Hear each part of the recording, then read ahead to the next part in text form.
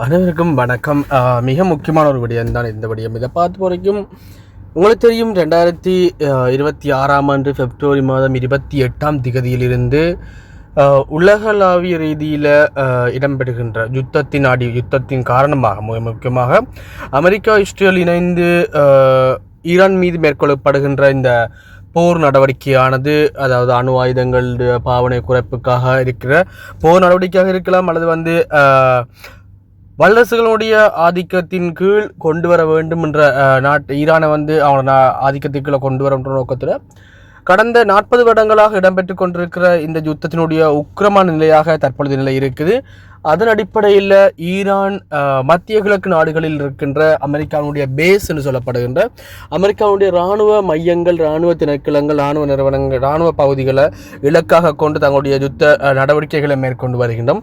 அந்த அடிப்படையில் 2026 இந்த முதலாவது காலாண்டில் தற்பொழுது மத்திய கிழக்கில் ஏற்படுகின்ற போர் பதற்றம் மற்றும் ஏனைய மத்திய கிழக்கு எண்ணெய் வளம் செறிந்து காணப்படுகின்ற பிரதேசங்களில் இடம்பெற்று கொண்டிருக்கின்ற இந்த யுத்த மற்றும் போரின் மூலமான எண்ணெய் கிடங்குகள் மற்றும் எண்ணெய் களஞ்சியங்கள் மற்றும் கச்சா எண்ணெயினுடைய சுத்திகரிப்பு மையங்கள் தாக்கப்பட்டு கொண்டிருக்கிறது. தொடர்பான வீடியோக்கள் நீங்கள் இப்போ யூடியூப் அல்லது சோஷியல் மீடியா திறந்தாலே இதுதான் மிக முக்கியமாக இருக்கும்.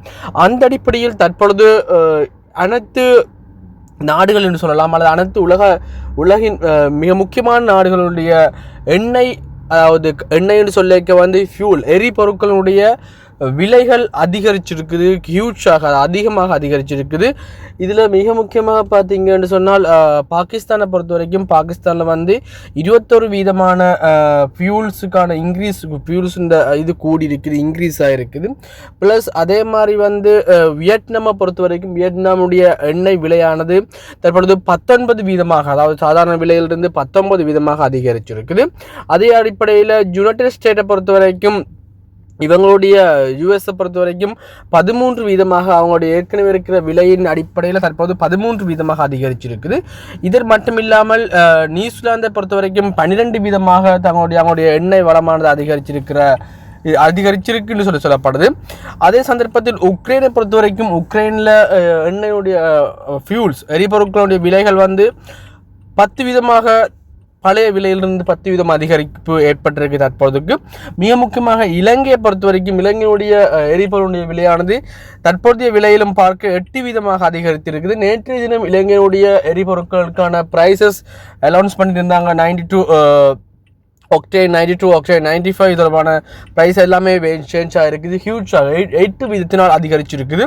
அதே மாதிரி துருக்கியை பொறுத்த வரைக்கும் துருக்கியுடைய எண்ணெய் வளமானது எண்ணெயுடைய, அதாவது ஃபியூல் எரிபொருட்களுடைய விலையானது 6% அதிகரிச்சிருக்குன்னு சொல்லியும், ஜெர்மனியை பொறுத்த வரைக்கும் இதனுடைய எரிபொருட்களுடைய விலையானது 5% அதிகரிச்சிருக்குன்னு சொல்லியும் அறிவிக்கப்பட்டிருக்கு.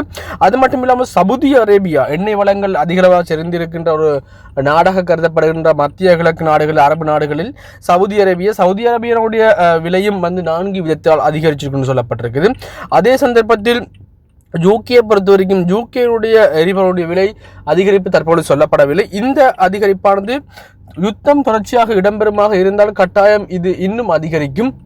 அதே சந்தர்ப்பத்தில் ஐரோப்பிய நாடுகள் இந்தியாவிலும் தற்பொழுது இந்தியா மற்றும் ஆஸ்திரேலியாவிலும் எரிபொருட்கான தட்டுப்பாடுகள் இடம்பெற்றுக் கொண்டிருக்கு. இந்த எரிபொருட்கான தட்டுப்பாடுகளை நிவர்த்தி செய்யறதுக்காக அரசாங்கம் தங்களுடைய களஞ்சியத்தில் இருக்கின்ற எரிபொருட்களை விநியோகிக்க ஆரம்பிச்சிருக்கணும். இருப்பினும் தொடர்ச்சியாக இந்த யுத்தம் இன்னும் 2-3 வாரங்களுக்கு இடம்பெறுமாக இருந்தால், தற்பொழுது 2வது வாரமாக போய்கொண்டிருக்குது, இடம்பெறுமாக இருந்தால் இந்த யுத்தத்தின் மூலம் எரிபொருட்கான தட்டுப்பாடுகள் உலகளாவிய ரீதியில் ஏற்படும் என்று சொல்லியும், அதே சந்தர்ப்பத்தில் எரிபொருட்களுடைய விலைகள் அதிகரிக்கும் என்று சொல்லியும் சொல்லப்பட்டிருக்குது.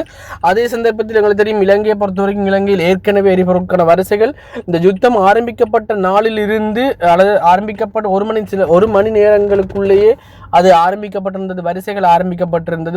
முக்கியமாக வடகிழக்கு மாகாணங்களில் ஆரம்பிக்கப்பட்ட வரிசை தற்பொழுது இலங்கை பூராகவும் பறந்து காணப்படுது. அதே சந்தர்ப்பத்தில் இன்றைய தினம் நியூஸ்ல ஆஸ்திரேலியா தொடர்பாகவும் சொல்லப்பட்டிருந்தது, ஆஸ்திரேலியாவில் இந்த வரிசைகள் ஆரம்பிக்கப்பட்டிருக்குன்னு சொல்லி, அதை அடுத்து பார்த்தீங்கன்னு சொன்னால் இந்தியாவிலும் தற்பொழுது எரிபொருளுக்கான வரிசைகள் இடம்பெற்றுக் கொண்டிருக்கும். ஆனால் இந்தியா பொறுத்த வரைக்கும் ரஷ்யாவிடமிருந்து கச்சா எண்ணெய் இறக்குமதி செய்யறதுக்கான சந்தர்ப்பம் இருக்குன்னு சொல்லியும் அதற்கான அனுமதி இந்தியாவுக்கான அனுமதியை சர்வதேச வர்த்தக ஒப்பந்தங்களின் அடிப்படையில் அமெரிக்கா வழங்கி இருக்குன்னு சொல்லியும் சொல்லப்பட்டிருக்குது. எனவே இவைதான் இந்த எரிபொருட்கள் தொடர்பான எரிபொருளுடைய விலை அதிகரிப்பு தொடர்பான முக்கியமான தகவல்.